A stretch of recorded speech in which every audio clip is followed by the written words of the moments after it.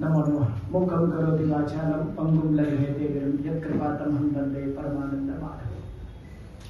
यस्योदये जगदिदं प्रतिबोधमेति मध्यस्थिते प्रसरति प्रकृतिक्रियासु हस्तङ्गते स्वपिति चक्षुषदैकमात्रं भावत्रये सजेति प्रकटप्रभावः।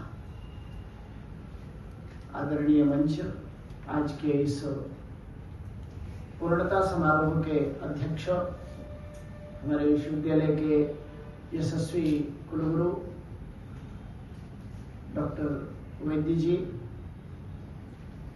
एवं आज के इस कार्यक्रम के मुख्य अतिथि नागपुर के भूषण ज्योतिष मर्मज्ञ और आधुनिक विद्वान विषय के भी तपश्चर्या पूर्ण विद्वान डॉक्टर ज्ञानेश्वर कुलकर्णी जी, चूंकि मैं नाम नहीं लेना चाहता, नाम भी वैसा ही है, नाम लेने से पुण्य की प्राप्ति हो रही है। और आज के इस कार्यक्रम के सारस्वत अतिथि महाकाल से की नगरी से पधारे आचार्य डॉक्टर शुभम शर्मा जी। इसी मंच से ही आपको पता चल गया होगा कि आप सबका शुभ होने वाला है, ज्ञान होने वाला है और सब अतुल्य होगा, सामान्य नहीं होगा। ये कृष्ण की वाणी है।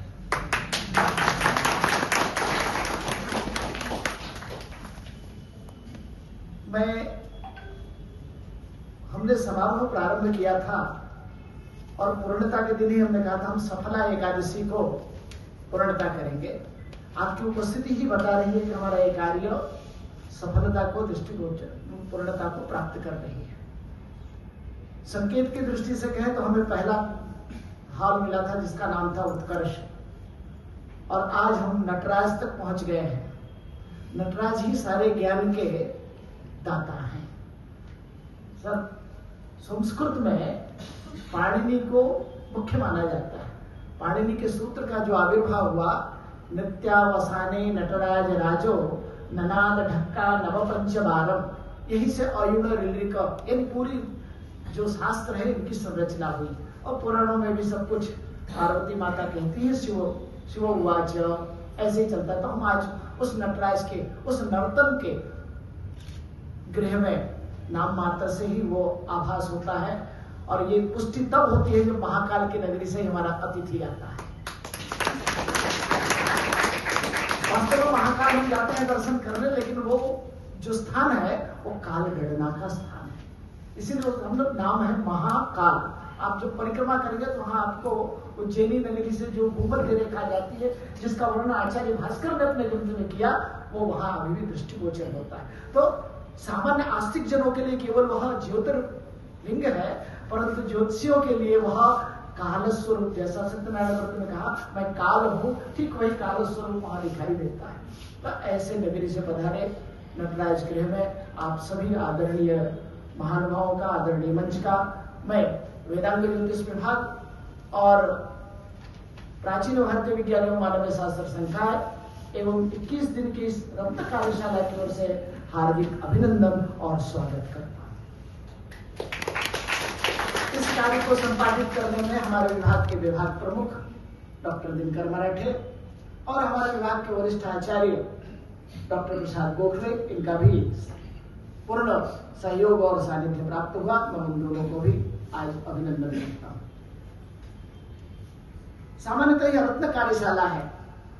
मैं अभी सच में मैं चमत्कृत हूं कि मैं इस हाल में आया तो बैलून देख करके मैं समझ गया कि वास्तव में ये हमारे कार्यक्रमों में तो ऐसा हम नहीं करते हैं, परंतु ये सजा सजाया रत्नों की प्रभामंडल बना के किसी ने हमारे लिए रखा है। तो आप सभी ने जो 21 दिन रत्नों का अवगाहन किया, ज्ञानावगाहन, हम अवगाहन कहते हैं, गंगा में हम स्नान नहीं करते, अवगाहन करते हैं। तो रत्न कार्यशाला में 21 दिन जो आपने अवगाहन किया, उसका स्वरूप थोड़ा आपको यहाँ दिख रहा है। इस कार्यशाला में जिनका सबसे महत्वपूर्ण भाग है वह है केंद्रीय संस्कृत विश्वविद्यालय, जिनके आर्थिक सहाय से और ऐसे विशिष्ट विषय को अनुमति देने के लिए मैं उनका इस मंच से अभिनंदन और आभार व्यक्त करता हूं। क्योंकि ऐसे नित्य नवीन कार्यक्रम सामान्यतः व्यवहार में प्रचलन में तो बहुत है, परंतु एकेडमिक दृष्टि से, शास्त्रीय दृष्टि से इनका प्रचलन बहुत कम है, अल्प है। आवश्यकता थी कि हम ऐसे गहन विषय पर चिंतन करें और अपने समाज में जिज्ञासु, अपने जो प्रतिभागी हैं उनको ये विषय दें। हमें ये कहते हुए हर्ष हो रहा है कि पहले दिन तो हमने प्रतिभागियों को आमंत्रित किया था, लेकिन इसमें से 50% हमारे छात्र हैं, पूर्व छात्र और वर्तमान छात्र, और 50% समाज के वो वर्ग वाले हैं जो रत्न शास्त्र का कार्य तो करते हैं, लेकिन रत्न शास्त्र की जो शास्त्रीयता है उसके जिज्ञासु हैं। ऐसे हमारे एस्ट्रोलॉजर भी हैं, ऐसे हमारे वास्तुशास्त्री भी हैं, ऐसे एडवोकेट भी हैं, ऐसे अलग अलग प्रोफेशन से जुड़े हुए लोग जिनका सीधा सीधा क्या कहें तादात्म्य स्थापित हो गया रत्न से। ऐसे रत्नमणि जो हमारे ये छात्र हैं, मैं इनका करतल ध्वनि से अभिवादन करता हूं। मैं कहूंगा आप